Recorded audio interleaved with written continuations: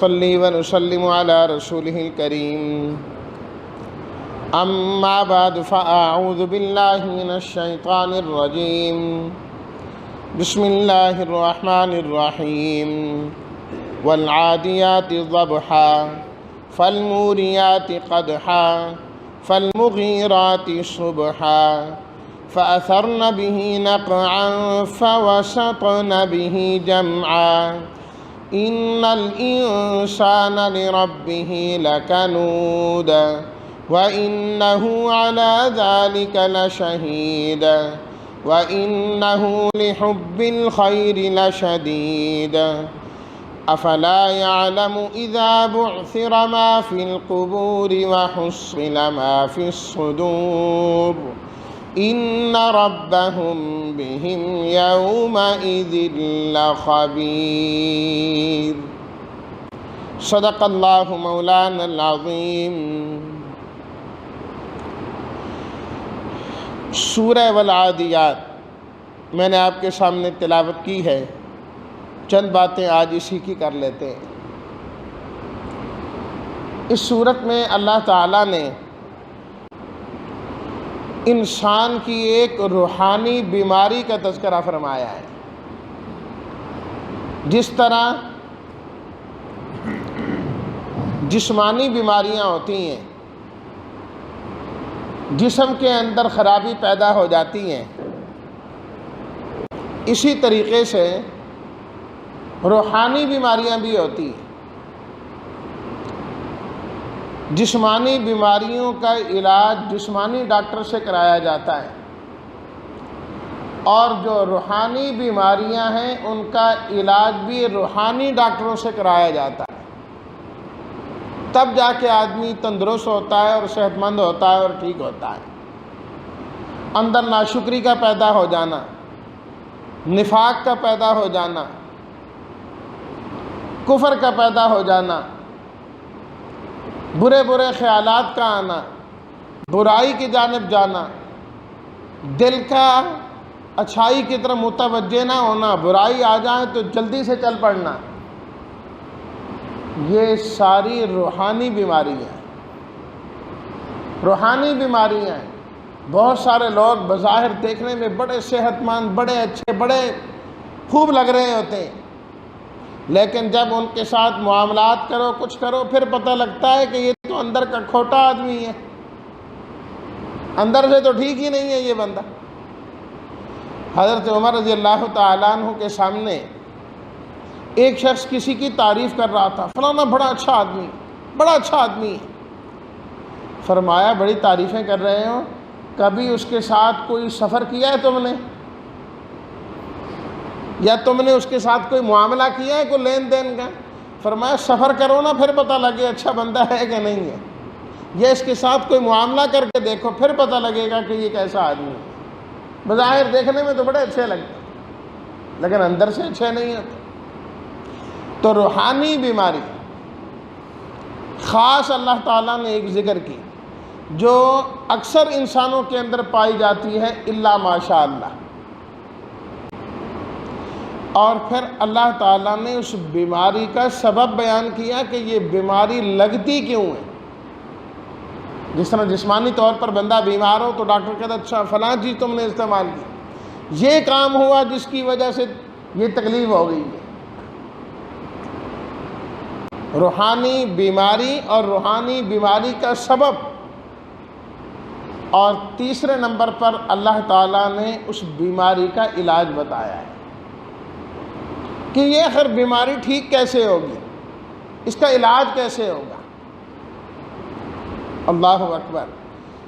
اور بیماری بتانے کے لیے اللہ تعالیٰ نے پہلی 5 آیات میں گھوڑوں کی قسمیں کھائی ہیں۔ قسم کھائی اللہ نے، والعادیات ضبحا، قسم ہے ان گھوڑوں کی جو ہانپتے ہوئے دوڑتے ہیں، ہپ ہپ ہپ کی آواز آتی ہے جب وہ دوڑ رہے ہوتے ہیں۔ فالموریات قدحا، فرمایا کہ وہ اپنے پاؤں اتنی سختی سے پتھریلی زمین پر مارتے ہیں کہ چنگاریاں نکلتی ہیں۔ فالموریات قدحا فالمغیرات صبحا فرمایا کہ صبح صبح وہ دشمن پر حملہ آور ہوتے ہیں، فَأَثَرْنَ بِهِ نَقْعًا، پاؤں سے گرد و غبار اڑاتے جاتے ہیں، فَوَسَطْنَ بِهِ جَمْعًا، بغیر کسی خوف کے اور ڈر کے وہ دشمن کی جماعت کے اندر گھس جاتے ہیں جا کے۔ اللہ اکبر۔ اور یاد رکھیے کسی انسان کے لیے اللہ کے نام کے علاوہ کسی کی قسم کھانا درست نہیں ہے، ایک اللہ کی قسم کھائی جاتی ہے، اور حدیث میں ہے جس نے غیر اللہ کی قسم کھائی اس نے بھی شرک کیا ہے۔ تو قسم اللہ کے نام کی، اللہ کی صفات کی، ان چیزوں کی جن کی نسبت اللہ کی طرف ہے، کلام اللہ کی قسم، اللہ کے کلام کی قسم، ان چیزوں کی قسم کھائی جائے۔ لیکن اللہ تعالیٰ نے قرآن مجید میں مختلف چیزوں کی قسمیں کھائی ہیں۔ اصل میں اللہ نے جو قسمیں کھائی ہیں، ایک تو اس چیز کی عظمت کے لیے، اور دوسرا یہ بتانے کے لیے کہ جس چیز پر قسم کھائی گئی نا، قسمیں کسی چیز پر اٹھائی جاتی ہیں، اللہ تعالیٰ فرماتے ہیں کہ جس چیز پر ہم قسم اٹھا رہے ہیں اگر اس کی حقیقت کو سمجھنا ہے تو ان قسموں کو دیکھ لو، تمہیں بات خود سمجھ میں آ جائے۔ اور جو گھوڑے ہیں، جانوروں میں سے، جانداروں میں سے، اللہ تعالیٰ نے اس کے اندر بڑی خیر رکھی ہے، اور خود نبی کریم صلی اللہ علیہ وسلم نے ارشاد فرمایا الخیر معقود فی نواسیہ الخیر، کہ اللہ نے گھوڑوں کی پیشانی کے اندر قیامت تک کے لیے خیر رکھ دی ہے، اس میں خیر ہی خیر ہے۔ یہ آلہ جہاد ہے، جہاد میں کام آنے والا ہے، جہاد میں کام آنے والا ہے، تو اس کی عظمت بتانے کے لیے۔ اور بیماری کیا بتائی اللہ تعالیٰ نے؟ ان الانسان لربہ لکنود، فرمایا کہ جو انسان ہے نا یہ اپنے رب کا کنود ناشکرہ ہے، اپنے اللہ کی ناشکری بڑی کرتا ہے۔ کنود کہا جاتا ہے اصل میں اس شخص کو جو مصیبتوں کو تو یاد رکھے، پریشانیوں کو تو یاد رکھیں، بیماریوں کو تو یاد رکھیں، تنگیوں کو تو یاد رکھیں، لیکن اس کے بالمقابل اللہ نے جو نعمتیں دی ہیں وہ بھول جاتا ہے۔ تنگ دستی یاد ہے، میں بڑا غریب ہوتا تھا جی، میرے پاس تو ہوتا کچھ نہیں تھا، بھئی اب جو اللہ نے دیا ہے اس کا بھی تو ذکر کرنا، کہ کچھ نہیں تھا اب کروڑوں کا مالک ہوں، یہ نہیں ذکر کرے گا۔ اوہ فلاں موقع پر میں بڑا بیمار ہوا، امید ہی نہیں تھی میرے بچنے کی، کبھی مجھے ادھر لے جاتے تھے کبھی ادھر لے جاتے تھے، بڑی مشکل سے بچا، اب جو صحت ہے اس کا تذکرہ کیوں نہیں کرتا؟ جو بچا پھرتا ہے نہیں مرا اس کا بھی تو تذکرہ کرنا، اس کا بڑا تذکرہ کر رہا ہے۔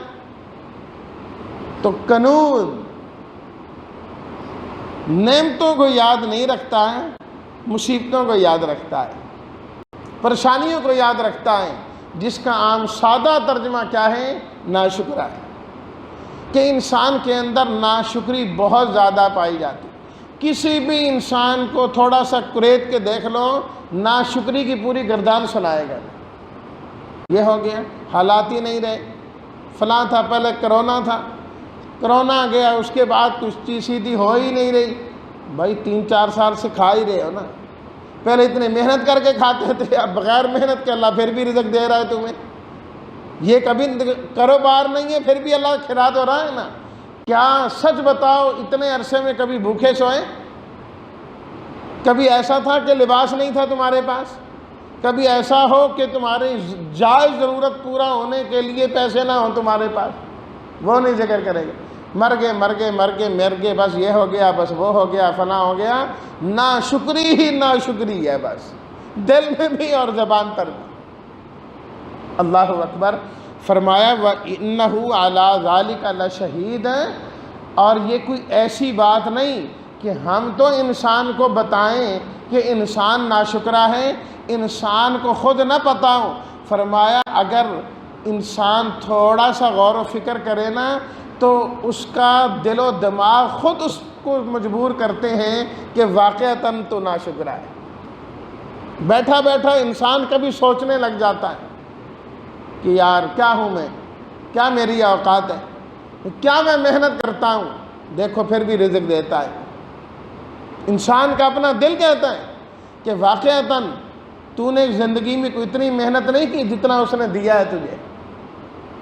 محنت سے ملتا ہوتا اللہ زیادہ محنت کرنے والوں کو دیتے۔ جانور بیچارے کتنی محنت کرتے ہیں، گدھا بیچارہ صبح سے ریڑھی پر اس کو باندھا جاتا ہے، شام تک بیچارہ اسی پر ہی ہے، گھاس کے علاوہ کچھ نہیں ملتا، کوئی اس کا گھر نہیں ہوتا، کوئی کنال کی اس کی کوٹھی نہیں ہوتی بیچاری، محنت تو وہ زیادہ کرتا ہے۔ رزق محنت سے نہیں ملتا، اللہ اپنے فضل سے عطا کرتے ہیں، اپنے فضل سے عطا کرتے۔ فرمایا انسان اگر سوچے تو انسان خود گواہی دے گا کہ میں جھوٹا ہوں، واقعتاً میں ناشکرا ہوں، کبھی سوچے تو صحیح نا۔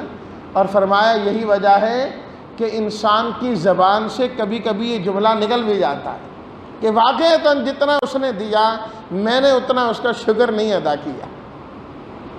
5 وقت کی نماز مشکل لگتی ہے اور دن میں اگر 500 روپے مل جائے تو کہتے دہاڑی نہیں لگی، دہاڑی نہیں لگی، جو اتنا دے رہا ہے 5 مرتبہ سجدہ ہی کر لے اس کو، وہ مشکل لگتا ہے۔ شکر گزاری کی طرف نہیں آتا، ناشکری کی طرف آتا ہے، ناشکری کی طرف آتا ہے۔ فرمائے انسان خود گواہ ہے۔ اب دیکھیے اس بات کے ساتھ گھوڑوں کو ملائیے، میں نے ذکر کیا نا اللہ قسمیں کھا کر جس بات پر قسم کھا رہے ہوتے ہیں وہ بات سمجھانا چاہتے ہیں۔ قسمیں کھائیں اللہ نے اس بات پر کہ انسان ناشکرا ہے، اور تذکرہ کیا اللہ نے گھوڑوں کا۔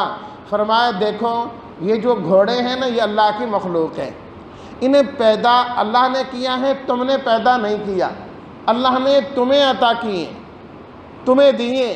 سورہ یاسین کے آخر میں بھی اللہ تعالیٰ نے یہی بات فرمائی کہ ہم نے یہ سب چیزیں پیدا کی ہیں تمہارے لیے، وَالْأَنْعَامَ خَلَقَهَا لَكُمْ، تمہارے لیے ان جانوروں کو اللہ تعالیٰ نے پیدا کیا۔ لَكُمْ فِيهَا مَنَافِعُ، بڑے نفع رکھے اللہ نے تمہارے لیے ان جانوروں کے اندر۔ اور جو گھوڑا ہے فرمایا یہ تو تمہیں بہت زیادہ نفع پہنچانے والا ہے، اور تمہاری کتنی فرما برداری کرتا ہے کہ تم اس کے اوپر بیٹھ جاؤ تب جا رہا ہے، اس کے پیچھے ریڑھا باندھ دو تب وہ اس کو کھینچتا ہوا جا رہا ہے، اور آہستہ آہستہ بھی نہیں چلتا، بھاگتا ہوا جا رہا ہوتا ہے، بھاگتا ہوا جو ہے وہ جا رہا ہے۔ اور کئی علاقوں میں اسی سے زمین میں ہل بھی چلا رہے ہیں، دیگر کام بھی لے رہے ہیں، بس تمہارے اشارے کا منتظر ہوتا ہے۔ اور خاص طور پر جب میدان جہاد میں ہو اور تم اس کی پیٹھ پر سوار ہو، دشمنوں کے ساتھ مقابلہ ہو رہا ہو، تیر برس رہے ہوں، تلواریں چل رہی ہوں، لوگ زخمی ہو رہے ہوں، خون نکل رہا ہے، گھوڑا زخمی ہو رہا ہے، لیکن وہ کبھی نہیں دیکھتا کہ سامنے دشمن ہے، تیروں کی برسات ہو رہی ہے اور تلواریں ان کے پاس ہیں، ایک بھی ماری تو میرا پاؤں جو ہے وہ جا سکتا ہے، ساری چیزیں اسے نظر آ رہی ہیں، لیکن وہ کچھ نہیں دیکھتا۔ مالک جو اس کی رسی ہلاتا ہے وہ اس اشارے پر چلتا ہے، صرف اس کے اشارے پر۔ کیوں؟ وجہ کیا ہے؟ وہ ان ہاتھوں سے پانی پیتا ہے، پانی جب وہ پیتا ہے یہ مالک اس کو دیتا ہے، ڈالتا ہے، چارہ یہ ڈالتا ہے، رب کا بنایا چارہ اٹھا کے گھوڑے کے سامنے ڈال دیتا ہے۔ اللہ اکبر!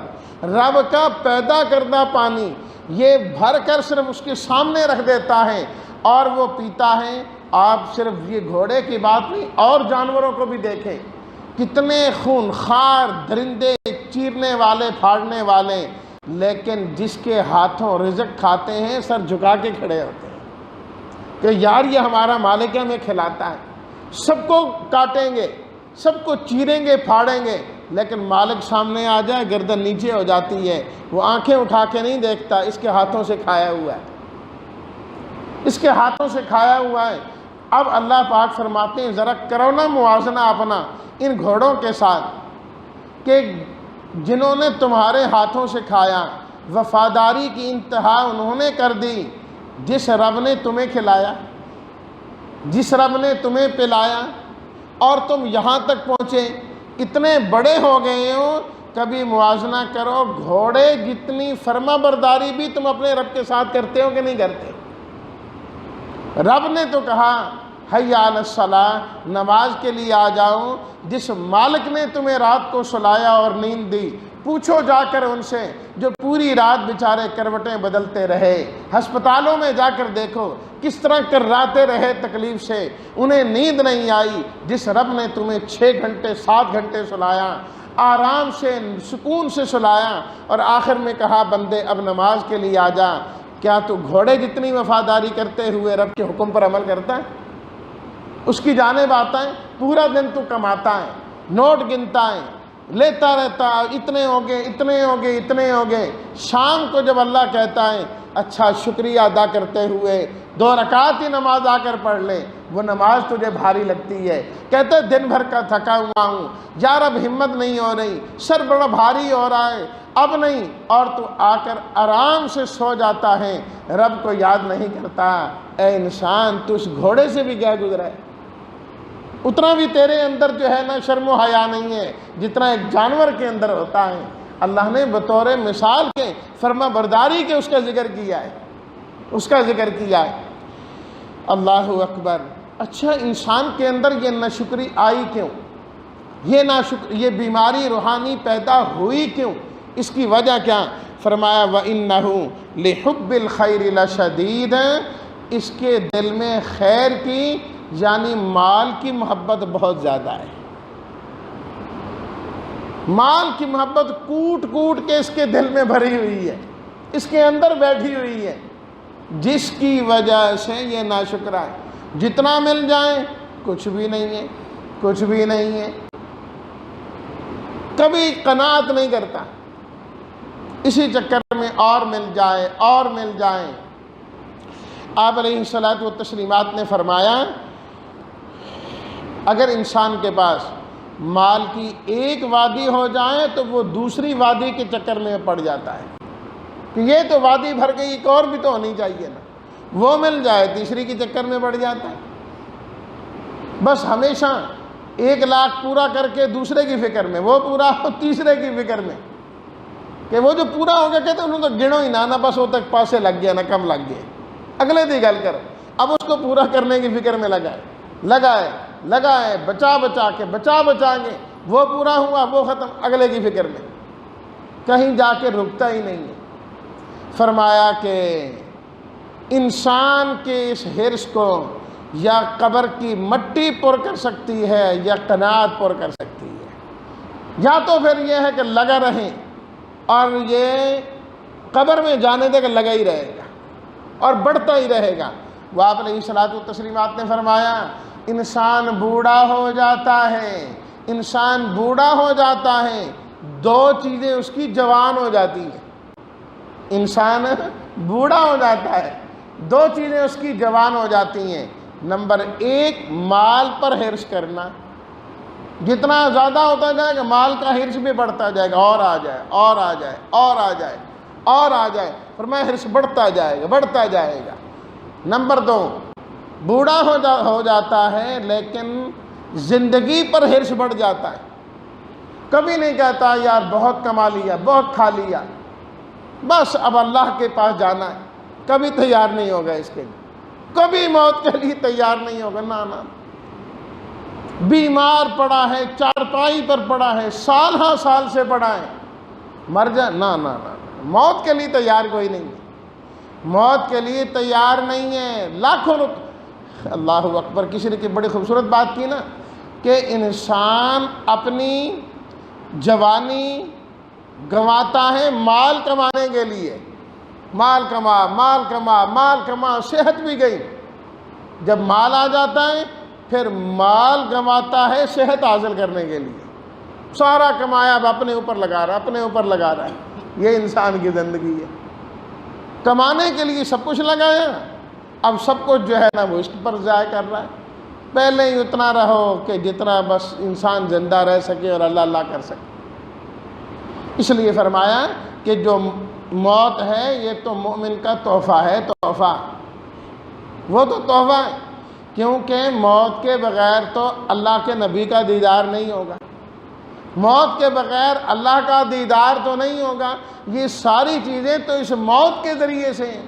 لیکن فرمایا کہ بڑھاپے میں بھی پہنچ کر انسان موت کے لیے تیار نہیں ہوتا، یہ عمومی بات کی گئی، ورنہ بہت سارے ایسے بھی ہیں کہ نہ زندگی میں کوئی حرص رہا نہ بڑھاپے میں کوئی حرص ہے، اور یہی معاملہ ان کا جو ہے نا موت کے بارے میں بھی ہے، ہر وقت 100% تیار، ہر وقت 100% تیار، معاملات اپنے صاف ستھرے کر کے رکھے، جب رب کا آرڈر آئے گا چلے جائیں گے، جب آ جائے گا چلے جائیں گے، پوری تیاری کر کے رکھی ہے، کوئی چیز باقی نہیں رہی۔ تو الغرض فرمایا کہ یہ جو مال کی محبت ہے نا، اس نے اس انسان کو تباہ کیا ہے، ناشکری تک یہ چیز انسان کو لے کر آئی ہے۔ اور یہاں پر یہ دیکھیے اللہ نے ایک بری خصلت بتائی، بیماری بتائی، لیکن جب مال کا ذکر کیا تو اللہ نے الخیر ذکر کیا، وَإِنَّهُ لِحُبِّ الْخَيْرِ، کہ مال حقیقت میں کوئی بری چیز نہیں ہے، حقیقت میں بری چیز نہیں ہے، لیکن اس کے ساتھ لوگوں نے برائیاں وابستہ کر لی ہیں۔ خود بری چیز کوئی نہیں، حلال مال ہو، حلال طریقے سے کمایا ہوا ہو، تو یہ بھی اللہ کی بہت بڑی نعمت ہے، بہت بڑی نعمت ہے، کوئی معمولی چیز نہیں۔ نبی کریم صلی اللہ علیہ وسلم نے حضرت عمرو بن عاص رضی اللہ تعالیٰ عنہ کو فرمایا کہ تیاری کر کے آ جاؤ، ایک کام ہے تمہیں کہیں بھیجنا ہے۔ وہ تیار ہو کے آ گئے۔ آپ علیہ الصلاۃ والتسلیمات نے فرمایا یہ لے لو مال، اور تم فلاں علاقے کی ذمہ دار ہو، تم نے جا کے ذمہ داری نبھانی ہے۔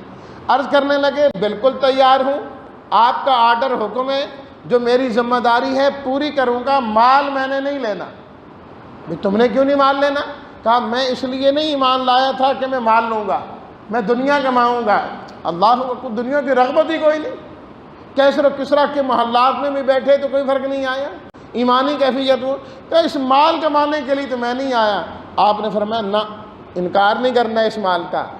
نعم المال الصالح للرجل الصالح، نیک آدمی کو اللہ حلال مال عطا فرما دے تو یہ بہت بڑی نعمت ہے۔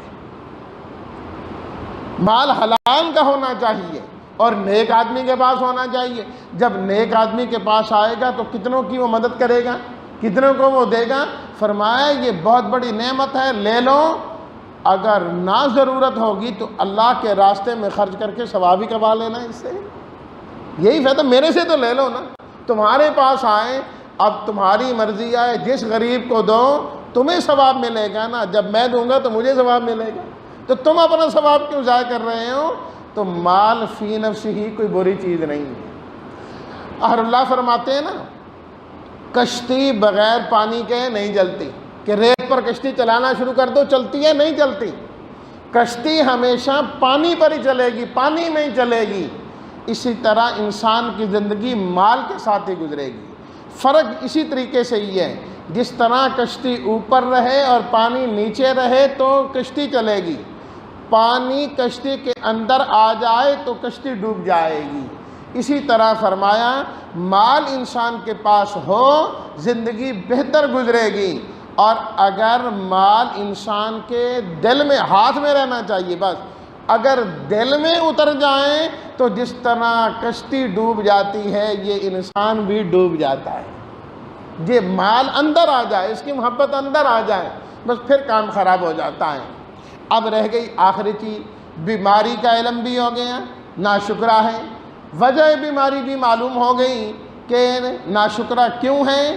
مال کی محبت اور حرص اور لالچ، طمع اس میں بہت زیادہ ہے، وہ بہت زیادہ ہے۔ جس طرح وہ ایک صورت بعد اللہ نے فرمایا نا الہاکم التکاثر حتی زرتم المقابر، تمہیں تو مال کی بہتات اور کثرت نے غافل کر دیا، غافل کر دیا، اور کماؤ اور کماؤ، کماتے فیکٹریاں ہو گئے، اب اس کو سنبھالنا ہے، اب اس کو سنبھالنا ہے، اب اس کو زکوٰۃ دینی ہے، فلاں کرنا ہے، یہ کرنا ہے۔ فرمایا کثرت نے تمہیں اصل مقصد سے بھی غافل کر دیا، اصل مقصد سے بھی غافل کر دیا۔ تو علاج کیا ہے؟ فرمایا افلا یعلم اذا بعثر ما فی القبور، کیا انسان جانتا نہیں جو کچھ قبروں میں ہے ایک دن انہیں اکھیڑا جائے گا۔